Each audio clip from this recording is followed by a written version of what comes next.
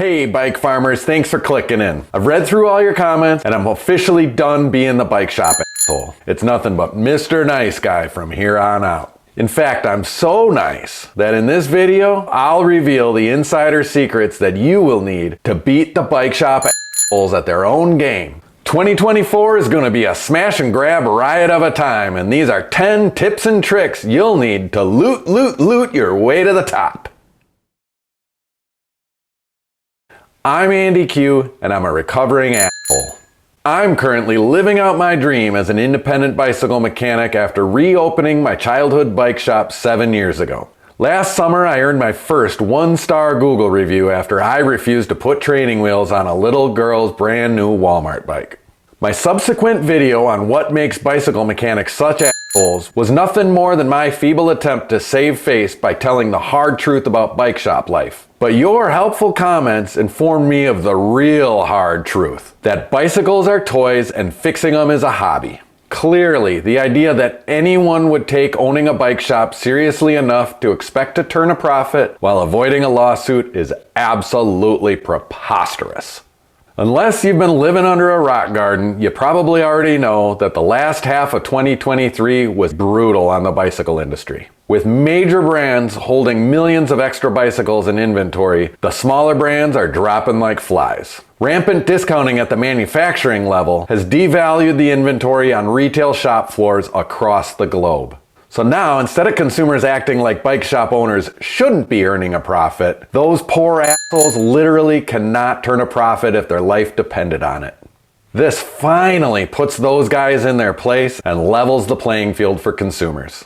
With today's bicycle market in complete turmoil, it no longer matters if you're an eccentric recumbent rider, a full-time fat biker, a mediocre triathlete, a misguided BMX dad, a hipster fixie kid, or a bored grandpa who just needs a ball bearing for a 60-year-old Sears coaster brake hub. Now absolved from the burden of profit and a desperate need to make friends, Mr. Nice Guy has all the time in the world to hear your life story and tend to all of your esoteric bicycle needs this season. So, saddle up cyclists, strike while the iron's hot. 2024 is going to be a smash and grab riot of a time, and these are 10 tips and tricks you'll need to loot your way to the top. Kick them when they're down. Now, I'm relatively new to this game, but I'm hearing this is the worst it's ever been. The industry guys are still blaming the pandemic for the supply chain issues that triggered record inflation and stagnant wages. But we all know the real reason is because the bike shop owners are all just a bunch of stupid assholes. Be sure to let Mr. Nice Guy know it's not the cyclist's fault he sucks at life, and lowball him on last year's closeouts. Just as he's about to accept your offer, walk away. You can always go buy someone's unridden pandemic bike on Marketplace for a fraction of the price. Never forget, with so much talk about supporting local mom and pop small businesses, it's really hard to avoid the common pitfalls of compassion and empathy at the specialty retail level. Never lose sight of the fact that until right now, Mr. Nice Guy was a raging know-it-all asshole jerk to everyone in town.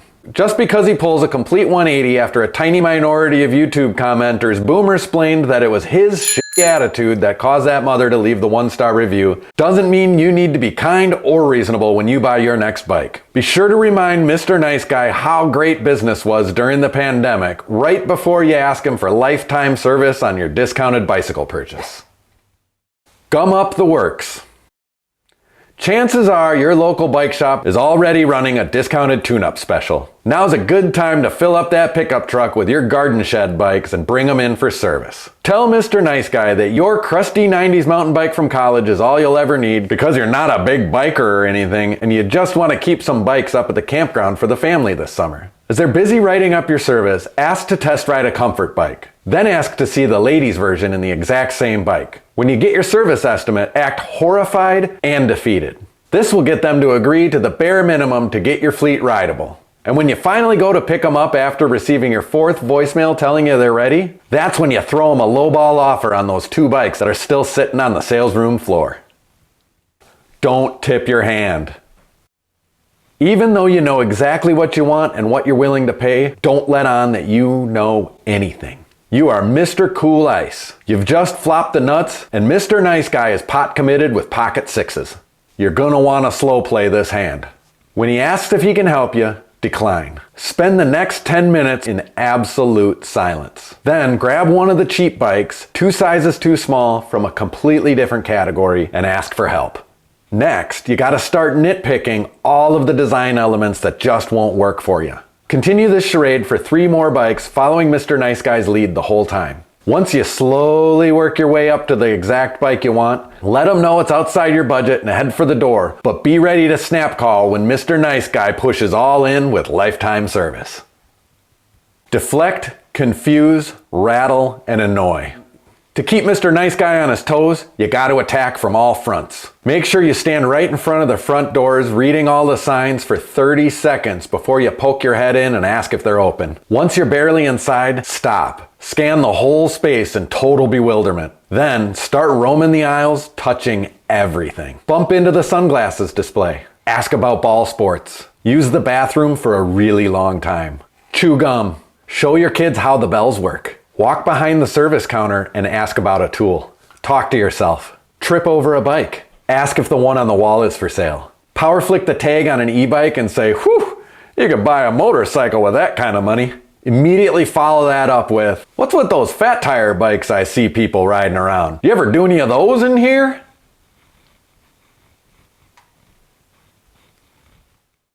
Don't settle for less. Remember, you're the customer and this entitles you to special treatment. Thankfully, Mr. Nice Guy is here to accommodate your every need. Spend some time with Mr. Nice Guy narrowing it down to just the right bike, and when you have your mind made up, bring up all the pesky details. Ask if you can get this bike with that fork. Mention how your old bike had a really comfortable saddle and you're going to need one just like it on your new bike. You really love the comfort and stability of the wider tires, but don't they make the bike slow? Ask how heavy the bike is. Can the handlebars come up anymore? How about a front basket for a dog? How hard is it to convert this to an e-bike? Do you sell trail passes? How about bike registration? If I buy the bike today, would you throw in lifetime service? Do your homework. Now, I'm not telling you to keep paperbacks of Machiavelli and Roger Stone on the back of your toilets, but it wouldn't hurt. What's really going to serve you well in the 2024 bike season? Find what you're looking for online from a discount retailer first. Bookmark those sites in your phone browser so you can price check everything in store. Be sure to have your phone out the whole time you're dealing directly with Mr. Nice Guy. Offer to share the bookmarks with him so he can keep track of prices himself. Remember, he's very desperate for friends right now and he'll do anything to earn your business. You deserve to be compensated up front just for giving Mr. Nice Guy the opportunity to consider you as a dedicated, valuable, long-term customer. Don't talk to your spouse first. Lucky for you, the old ball and chain is your most valuable bargaining chip and there's 2 sides to it. The scapegoat and the ghost.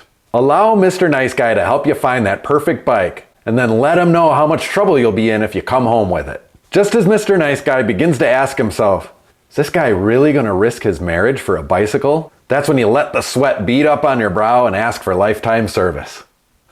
Or you can just carry on as if you had every intention to buy a bicycle today, and just when they're about to swipe the card, that's when you let them know you really got to talk to your spouse first. Before Mr. Nice Guy can say the words lifetime service, ghost.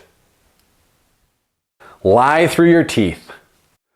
Rest assured, Mr. Nice Guy will no longer connect your bicycle's mechanical condition with your self-worth by asking all the typical condescending, probing, personal questions. It's safer than ever for consumers to use these blatant falsehoods to keep your dignity intact when you bring in your bike for service this season. Of course I know how the shifting works. Oh no, I always keep it inside at night. I don't know how that's possible. It's never tipped over. Well, no, I never touched the limit screws. Well, I just filled the tires last week. Well, that's impossible. I didn't ride over anything sharp. Well, it was making the noise yesterday. And always, above anything else, you gotta remember, I was just riding along.